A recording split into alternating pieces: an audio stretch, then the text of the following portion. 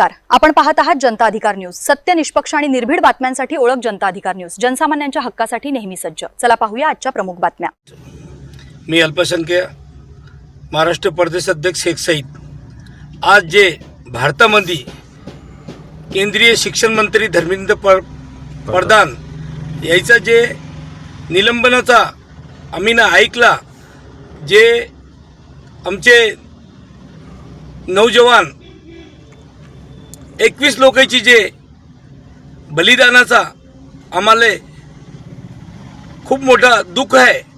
पण जे आमचे शिक्षक मुलं आहे त्याने जे ठामपणे आंदोलन केला, ते आंदोलनाला यश भेटला आणि जे आंदोलनाच्या दरम्यान पोलिसांना खोटे गुन्हे दाखल करेला आहे आणि जे मुलाले आणि मुलीले मारहाण झालेली आहे, त्याचा जे अपमान करण्यात आलेला आहे, सर्व गोष्टीची चौकशी करण्याची मागणी आम्ही माननीय पंतप्रधान नरेंद्र मोदी याच्यासोबत करणार आहे। आणि जे महामहिम राष्ट्रपती यायले पत्रव्यवहार अल्पसंख्याक संघटनेच्या मार्फत आम्ही करणार आहे। लवकर ना लवकर जे लोकांवर गुन्हे दाखल झालेले आंदोलनाच्या दरम्यान ते लोकांचे गुन्हे मागे घ्या, अशी आमची अल्पसंख्याक संघटनेची माग आहे।